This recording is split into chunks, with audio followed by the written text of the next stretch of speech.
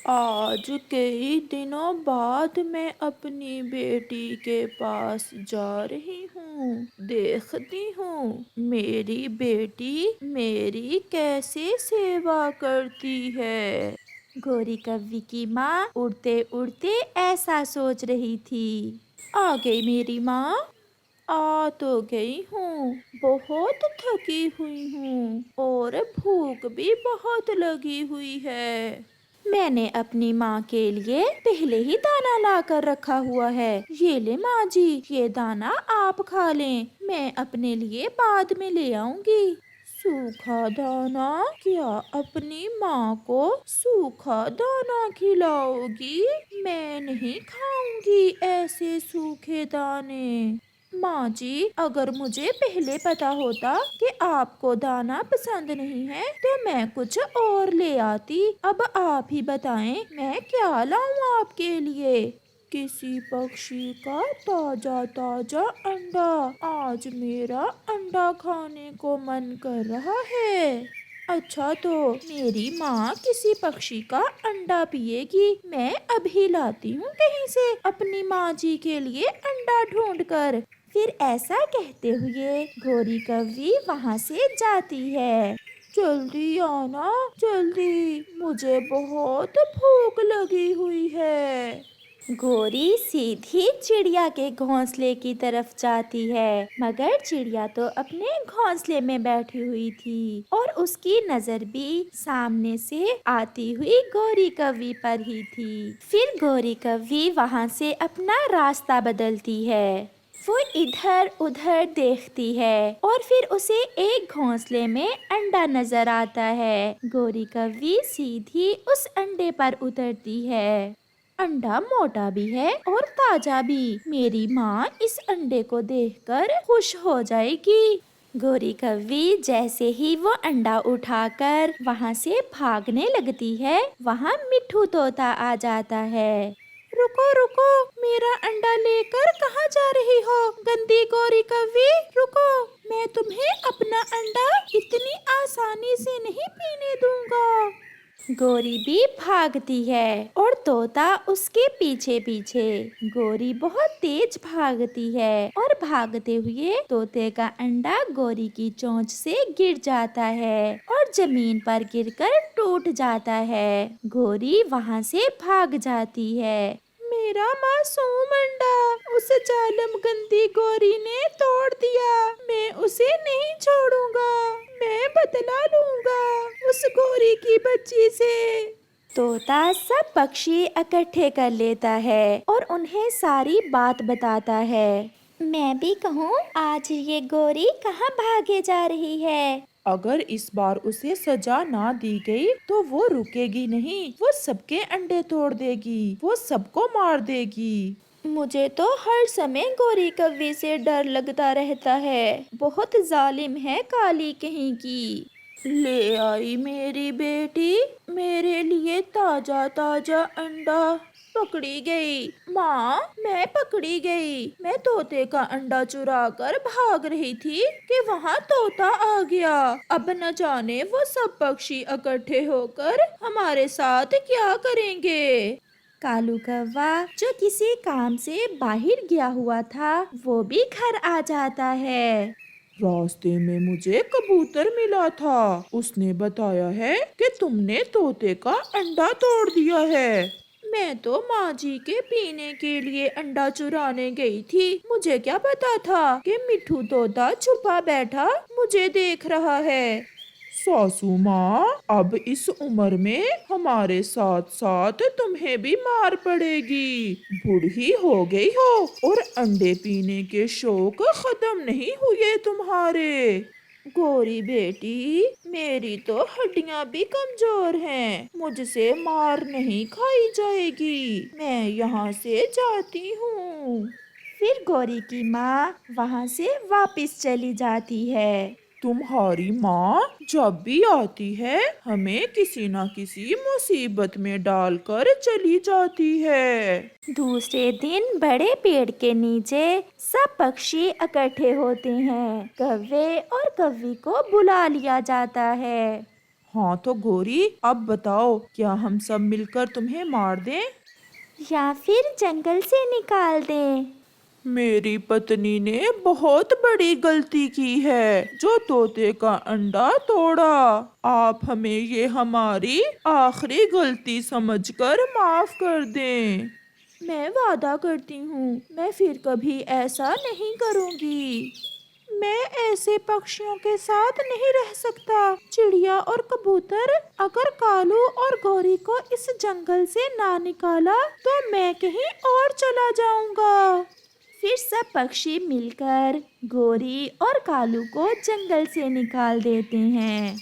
कालू और गोरी दूसरे जंगल में जाकर एक किक्कर के पेड़ पर अपना घोंसला बना लेते हैं। समय गुजरता गया और फिर कुछ दिनों के बाद गोरी 2 अंडे देती है। वो बहुत खुश थी। कालू जी, अब कुछ ही दिनों में हमारे घर में भी छोटे छोटे बच्चों की गायें होंगी। मैं तो अपने छोटे छोटे बच्चों को साथ लेकर पहाड़ों पर घूमने जाया करूँगा। मैं अब तुम्हारे लिए मीठे फल लेकर आता हूँ। कालू कौवा वहाँ से चला जाता है। गोरी कौवी भी नदी से पानी पीने चली जाती है। गुजरते हुए 2 उल्लुओं की नजर जब घोंसले में पड़े अंडों पर जाती है तो वो तुरंत वहाँ उतरते हैं। भोले, आज तो मजा ही आ गया, बिन मांगे ही मिल गया, और वो भी ताजे ताजे अंडे। उल्लू वो दोनों अंडे उठाते हैं और वहाँ से भाग जाते हैं। कुछ समय बाद जब गोरी कौवी वापस आती है तो अपने अंडे ना देखकर रोने लग जाती है। कैसे कैसे सपने देखे थे मैंने, कोई जालिम मेरे सपने तोड़ गया, कोई मेरे अंडे उठाकर ले गया। कालू भी वापस लौट आता है। मीठा फल लाया हूँ मैं अपनी पत्नी के लिए। अरे, हमारे अंडे कहाँ हैं? मैं नदी से पानी पीने गई थी कि पीछे से कोई हमारे अंडे उठा ले गया। ये सुनकर कालू भी रोने लग जाता है। बात चिड़िया, तोते और कबूतर तक पहुंचती है तो वो भी ये सुनकर बहुत दुखी हो जाते हैं और वो कौवों के पास आते हैं। अगर आप हमारे दोस्त बनकर हमारे साथ रहते तो आज तुम्हारे साथ भी ये सब न होता। गौरी, तुमने मुझे भी ऐसे ही दुख दिया था। अब पता चला कि अपना अंडा टूट जाने का दुख कैसा होता है। फिर वह सब पक्षी कौवे और कौवी को वापस अपने साथ ले जाते हैं और मिलजुल कर रहने लग जाते हैं। प्यारे दोस्तों, इस कहानी से हमें सीख मिलती है, जैसा करोगे वैसा भरोगे। सीता, कहाँ कर रही हो अपने बेटे की शादी? लूसी, मैं तो अपने बेटे की शादी अपनी बहन की बेटी से करूंगी। मेरी बहन की बेटी बहुत सुंदर है और 4 जमातें पढ़ी हुई भी है। कोई घर के काम वाम भी आते हैं या फिर सुंदर ही है। मेरी बहन ने अपनी बेटी को सब सिखा रखा है। बूढ़ी सीता चिड़िया और लूसी कबूतरी बैठी ऐसे बातें कर रही थीं जब उसका बेटा कुमकुम घर आता है। आज वो अकेला न था, बल्कि उसके साथ एक चिड़िया भी थी जो दुल्हन बनी हुई थी। कुमकुम बेटा, ये कौन है? माँ जी, ये आपकी बहू है। माँ जी, मैंने और मीना ने आज शादी कर ली है। माँ जी, मीना बहुत अच्छी चिड़िया है, आपका बहुत ख्याल रखेगी। नमस्ते माँ जी। बहू, मैं कैसे इसे अपनी बहू मान लूं? मैं तो अपनी बहन की बेटी को अपनी बहू बनाना चाहती थी, और तुम हो कि किसी राह जाती चिड़िया को उठाकर घर ले आए हो। मैं तो चलती हूँ सीता, तुम्हारे बेटे ने खुद ही शादी कर ली और तुम सपने सजाए बैठी थी अपनी भांजी को लाने के। लूसी कबूतरी वहाँ से चली जाती है। माँ जी, मैं मासी की बेटी को अच्छे से जानता हूँ। माँ जी, सारा सारा दिन वो नदी पर फिरती रहती है और उसे तो कोई कामकाज भी नहीं आता, और मीना सब काम कर सकती है, रसोई का भी और बाहर का भी। माँ जी, मैं आपको खुश रखने की पूरी कोशिश करूँगी। चुप कर जाओ, मुझसे मेरा बेटा छीन लिया तुमने और अब मुझे माँ जी कह रही हो। ऐसे होती हैं शादियाँ। तुम्हारे माता पिता भी तुम्हारी तरह ही बेगैरत होंगे जिन्होंने ऐसे तुम्हारी शादी मेरे बेटे से की। ये सुनकर मीना रोने लग जाती है। माँ जी, ऐसा तो ना कहें, ये अनाथ है बेचारी और इसका इस दुनिया में कोई भी नहीं है। तो इसे अनाथ हाले छोड़ाओ ना, ये मेरा घर है। मैं अपने घर में ऐसी चिड़िया को अपनी बहू बनाकर कभी भी नहीं रखूंगी।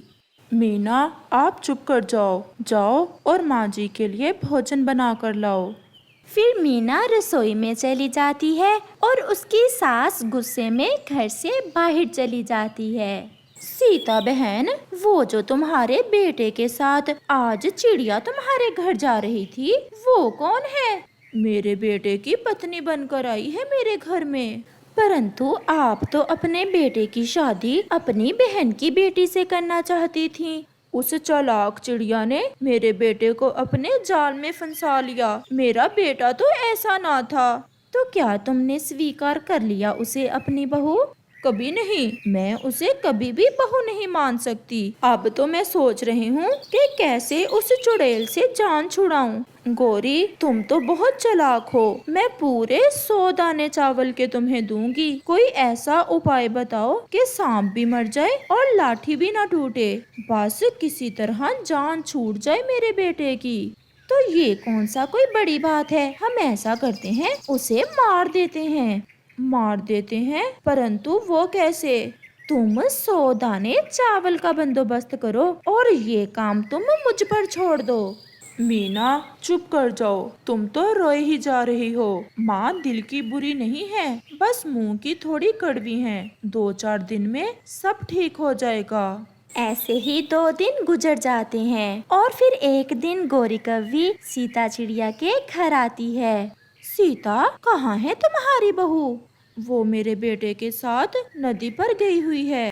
फिर तो बहुत अच्छा हुआ, मैं ये जहर लेकर आई हूँ। मौका देखते ही अपनी बहू के भोजन में ये जहर मिला देना और फिर हो जाएगा तुम्हारा रास्ता साफ और अपने बेटे को फिर से बिहा लेना अपनी भांजी से। जहर अच्छे से काम करेगा ना? अगर चेक करना है तो थोड़ा सा खा कर देख लो, मजाक कर रही हूँ। ये जहर मैं बुलबुल से चूहे मारने के लिए लाई थी। ये 1 नंबर का जहर है और अच्छे से काम करेगा। और मेरे 100 दाने तैयार रखना। दे दूंगी 100 दाने भी तुम्हें, पहले वो मनहूस मर तो जाए।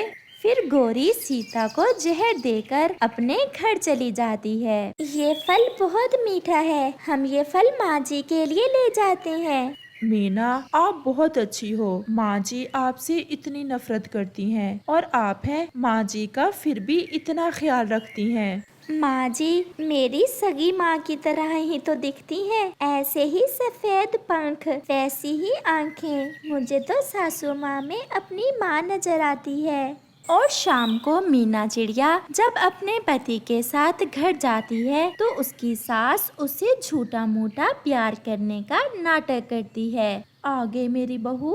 ये सुनकर मीना के तो खुशी के ठिकाने नहीं रहते। हाँ हाँ माँ जी, आपके लिए मैं ये मीठा फल लेकर आई हूँ। ये फल मैं रख लेती हूँ, कल खा लूंगी। आज तो मैंने अपनी बहू के लिए अपने पंखों से हलवा बनाया है। लगता है माँ जी को अपनी बहू रानी से प्यार हो ही गया। अब तुम अगर ब्याह करके ले ही आए हो तो प्यार तो करना ही पड़ेगा। मीना अपनी सासू माँ के गले लग जाती है। मेरी सुंदर सासू माँ। अब जाओ और रसोई में जाकर हलवा खा लो। मैंने तो खा लिया है, तुम्हारे हिस्से का रखा हुआ है। और माँ जी, मेरे हिस्से का हलवा कहाँ है? अपने बेटे के लिए तो मैंने पहले ही डालकर ठंडा कर लिया था। ये है, मेरा बेटा मेरे पास बैठकर खा ले। बहू जाओ, तुम रसोई में जा क्यों नहीं रही? जाकर खा लो वो हलवा। मीना रसोई में चली जाती है। बेटा, मैं नदी पर जा रही हूँ और हाँ, इस हलवे में मैंने घी ज्यादा डाला था अपने बेटे के लिए। आप ये खा लो और हाँ, रसोई वाला हलवा तुम ना खाना। ऐसा कहते हुए उसकी माँ नदी पर चली जाती है और उसका बेटा अपना हलवा उठाकर रसोई में चला जाता है। देखा, मैं ना कहता था कि माँ जी 2-4 दिन में ठीक हो जाएंगी। आज मैं बहुत खुश हूँ। आज भगवान ने मुझे फिर से माँ दे दी। आज मुझे सब मिल गया, कोई कमी नहीं रही।